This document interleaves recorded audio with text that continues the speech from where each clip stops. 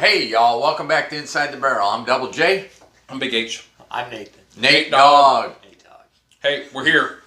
We're back. We're back. And we're here. We got another one for you today. We've not got into this distillery yet.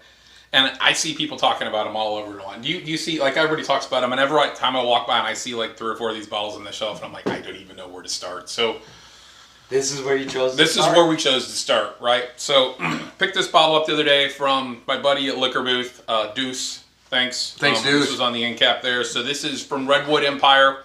This is the Screaming Titan. This is their weeded bourbon. So this is a annual release. This is batch 2. Came out with 198 barrels. I think they just released it early this year.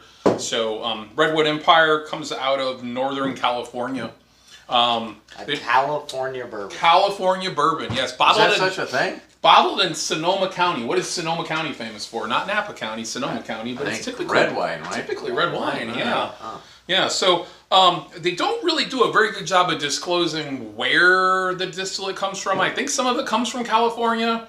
They also say some of it comes from Indiana. We probably know where that is. They say some of it comes from Larry's Kentucky. place, probably. So who knows where it's coming from in Kentucky?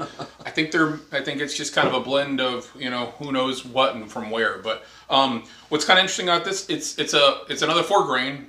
We did a 4 grain earlier today. I don't know when Nate Dogg's posting that one, but it's a weeder. So 61% corn, high wheat content, 30% wheat. So this is pretty high wheat. Typically when you get a weeded bourbon, they replace the wheat with the rye, so only 5% rye and 4% malted barley.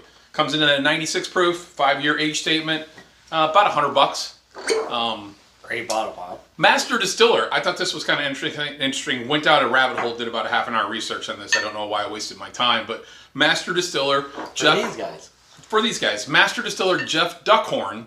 Whoa, so I'm thinking Jeff Duckhorn. Isn't that the Duckhorn? Yeah, Duckhorn, Sonoma County. So I started looking up Duckhorn, and Jeff Duckhorn actually has a little bit of history in some of the winemaking and different things, and some of this in the spirits industry. And I'm like, there's got to be some sort of relation. I mean, I even went back and Nate Dogg will post the links here. Went back and started doing family tree, looking up Jeff Duckhorn on LinkedIn. I may have connected to him, so Jeff, to accept my friend invite. But so yeah, I mean, I'm like looking and trying to find looking through prior obituaries to see who's all related. Anyway, I can't. There must be a rabbit hole. There must be some sort of distance. There must be some sort of distant relationship because Northern California, 2 people with the last name of Duckhorn. Because it is a Duckhorn family that does own Duckhorn vineyards. Yeah, you're so another interesting thing, every bottle they sell, they do plant a tree. So back to the environment. I didn't really point out Redwood Empire. I mean, this is all about the Redwood Forest, Northern California. It goes into Oregon, right? This one is the Screaming Titan. Each expression they have some other expressions and stuff. Each one's actually named after a redwood tree. So there is a redwood tree in the Redwood Forest called the Screaming Titan. You can read that little story on there. It tells you how it got their name and stuff like that. But that's cool. Screaming Titans, it's a 323-foot tall redwood in the forest. So I think, it's probably too early, but I think we got to buy a lot of those bourbons because they need a lot of trees out there. They do. It's probably a little too early. Yeah, but maybe there's trees. not a joke there. There's not a joke. It's not a joke. Okay. So I'll start. Like, I got through that quickly just because it is. There's not a lot there. It's soft. It's soft. Again, we're right back to weededs where we've done this before. Sweet, soft. You said creamy. Mm-hmm. There's another note that up there, velvety.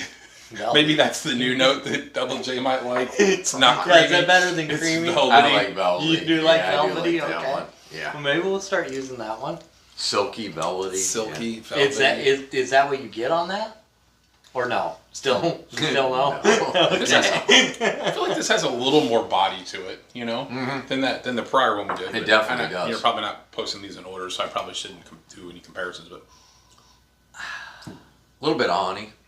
So yeah, I got a little honey in there. So we always talk about when a friend comes over and they're not really into bourbon, but maybe they want to start getting into it. Like, that's what this bottle is for me. Yeah. It's soft enough, and there's still enough flavors in there, but it's not full flavored. It's it Yeah. gets you going. We talk about it. So it's 95 proof. It's not a really That's what high. I was It's gonna not a check. high proof.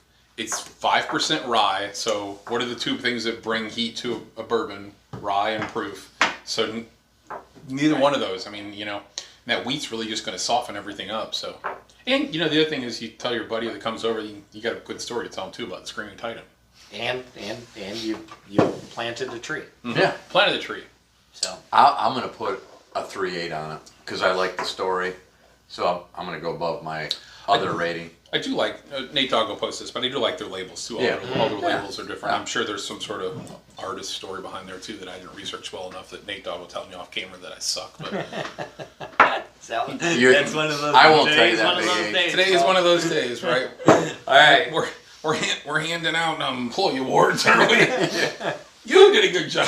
Thank you. With that, we gotta wrap this one up. Let's so I wrap can it do up. your reviews. Yes.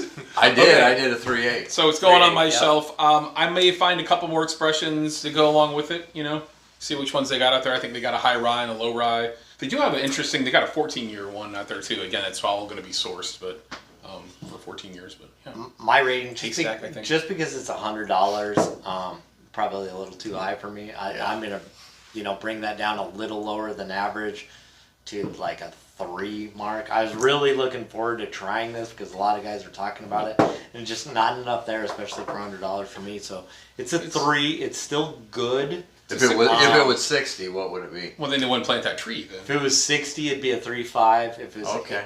if But it, they can afford to, Yeah. put that tree if in. it put was the tree in. 40, it would be a 3.8. Okay. Maybe a 4, even a 4. against trees. I don't know. You're right. They couldn't plant the Yeah. tree. So Nate Dogg's going to go buy a bottle of JTS Brown and plant his own tree. right. Take that Okay. $40. In California. In California, Take that yeah. $40 to plant my own Subscribe, Mhm. tell a friend, Plant a like, tree. all that, plant a tree. tree. Plant a tree. Toodaloo. Toodaloo.